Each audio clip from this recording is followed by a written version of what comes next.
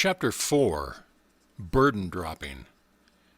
This to me is life, that if life be a burden, I will join, to make it but the burden of a song. Bailey. Have you heard that it was good to gain the day? I also say it is good to fall. Battles are lost in the same spirit in which they are won. Walt Whitman.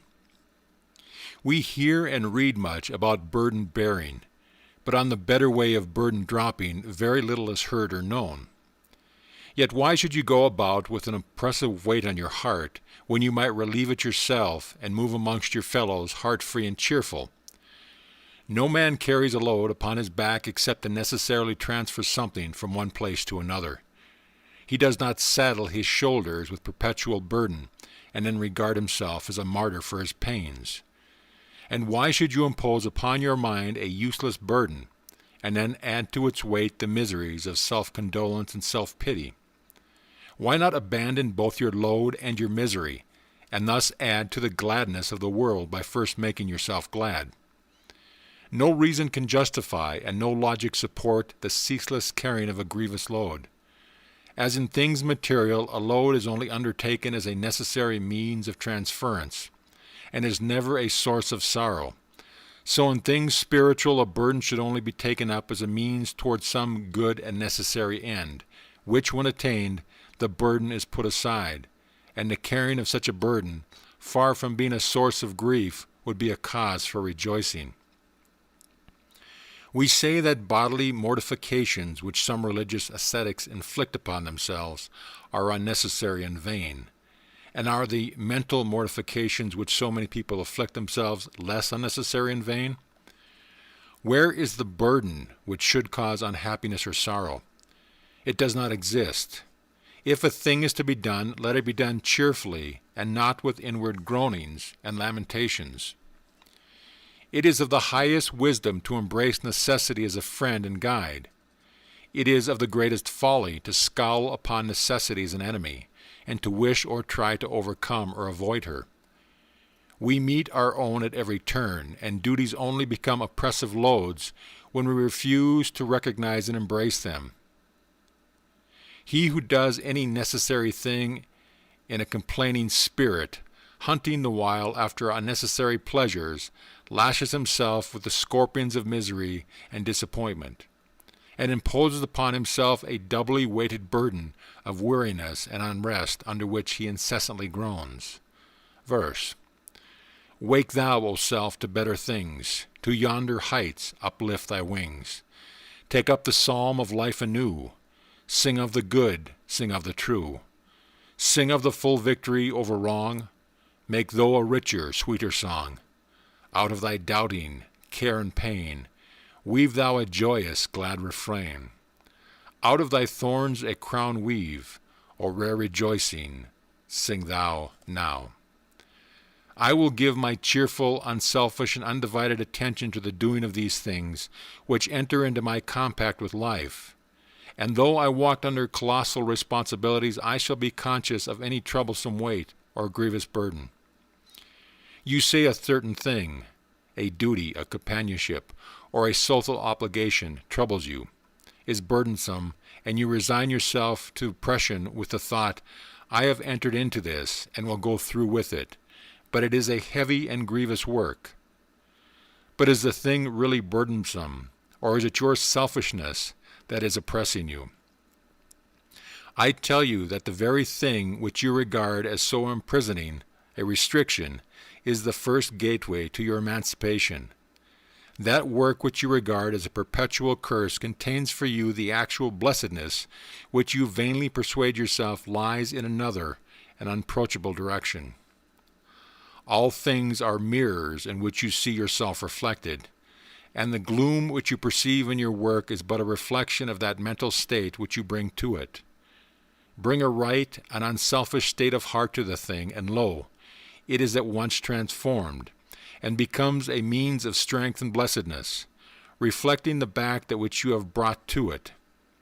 If you bring a scowling face to your looking-glass, will you complain of the glass that it glowers upon you with a deformed vision? Or will you put your face right and go back from the refractor to a more pleasing countenance?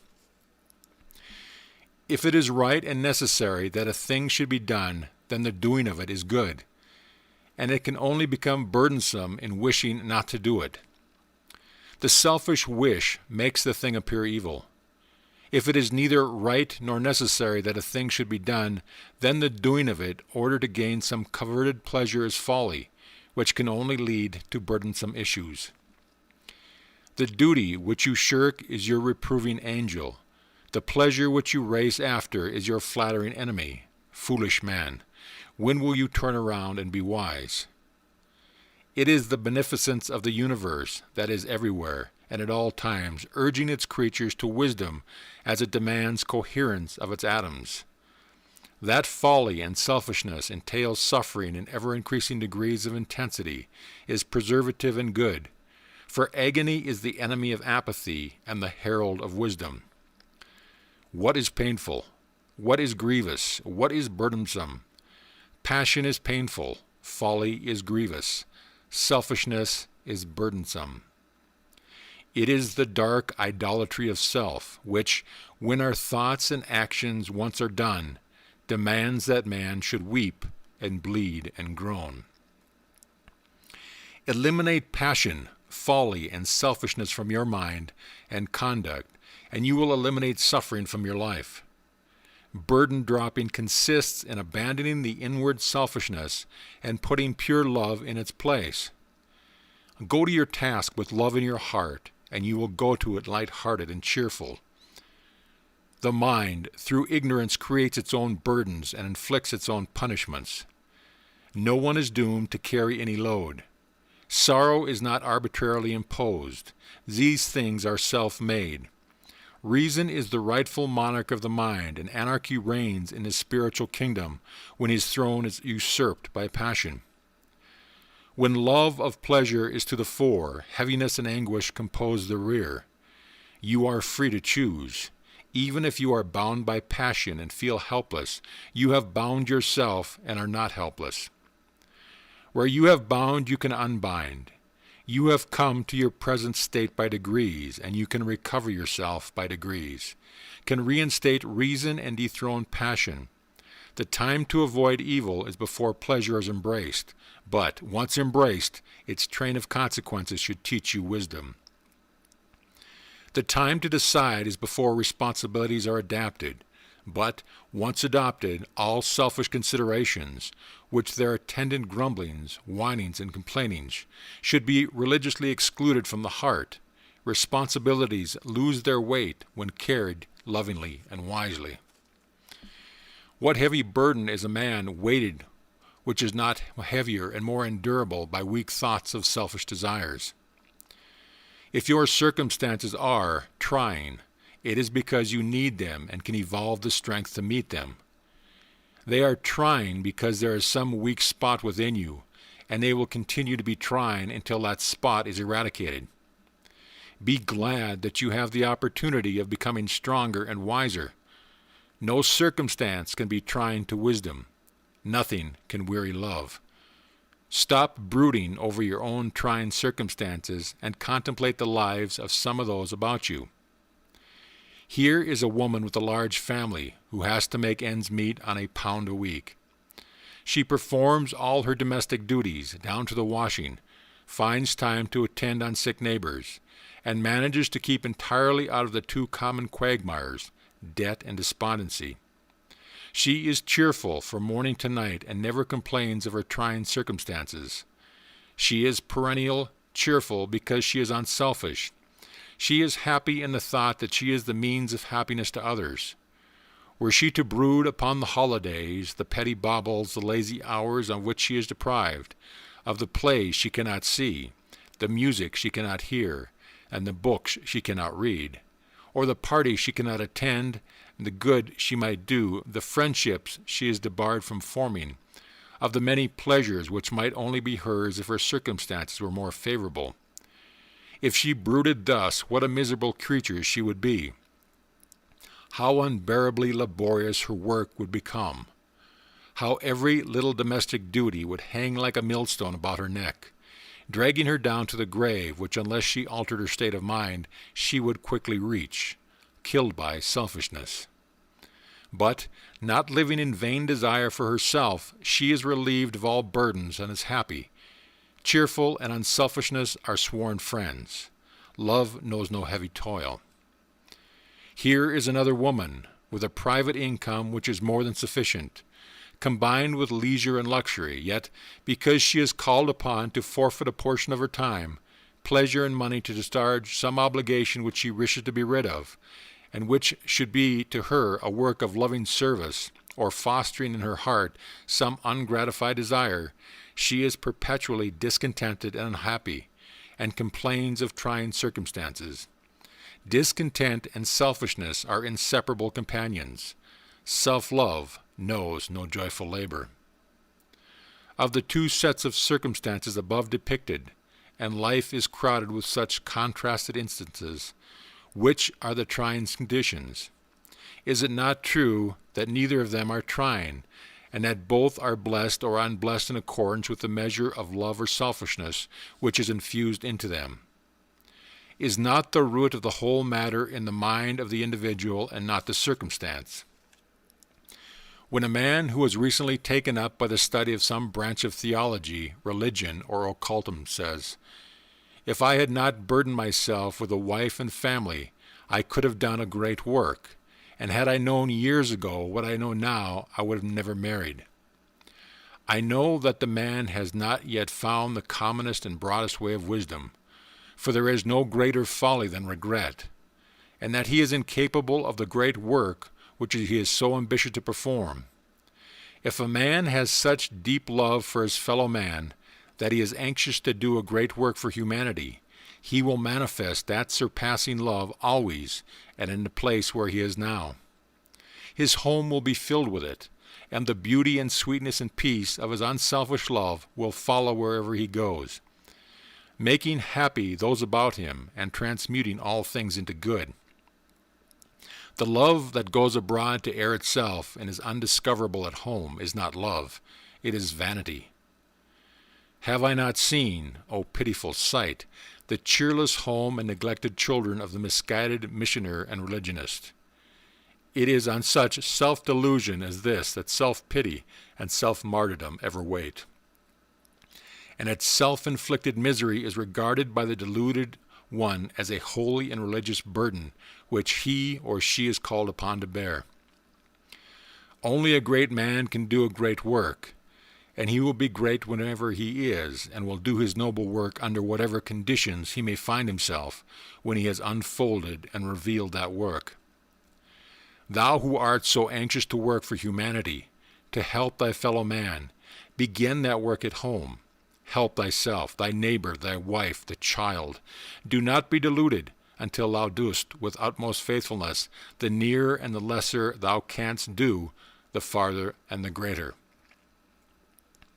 If a man has lived many years of his life in lust and selfish pleasure, it is in the order of things that his accumulated errors should at last weigh heavily upon him, as until they are thus brought home to him, he will not abandon them, will not exert himself to find a better life.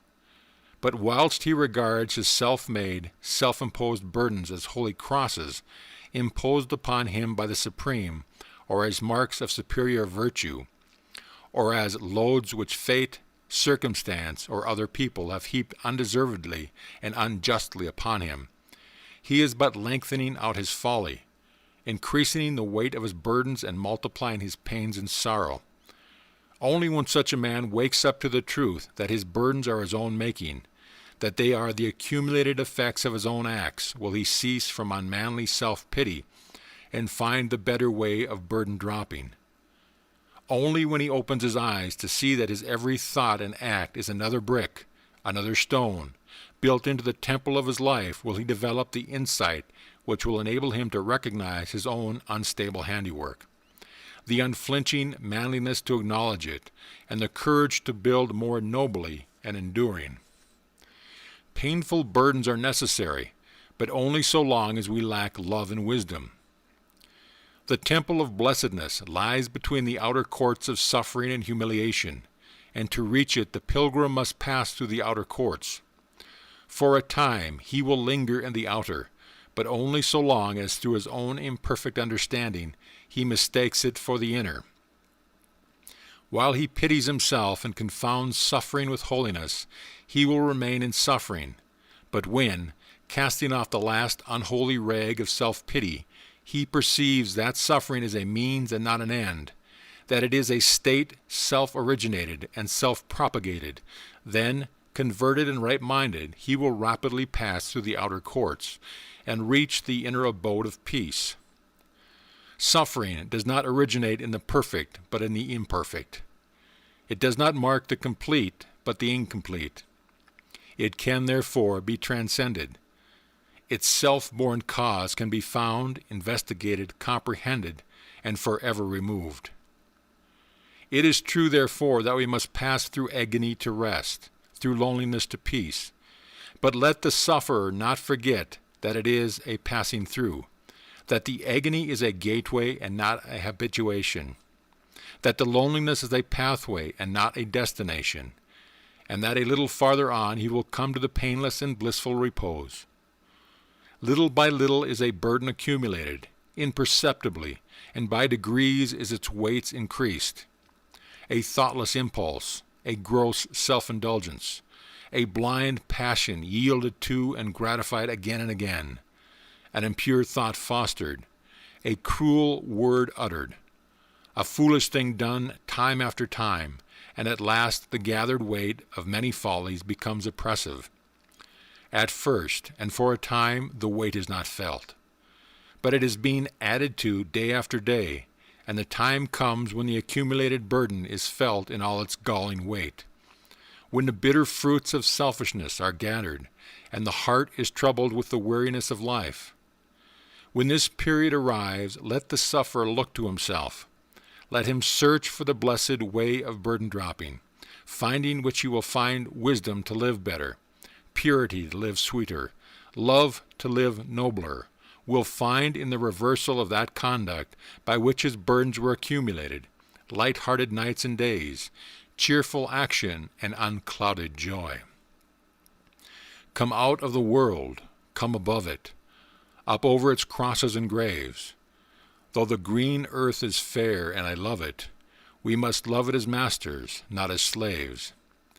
Come up where the dust never rises, but only the perfume of flowers, and your life shall be glad with surprises. Oh, beautiful hours!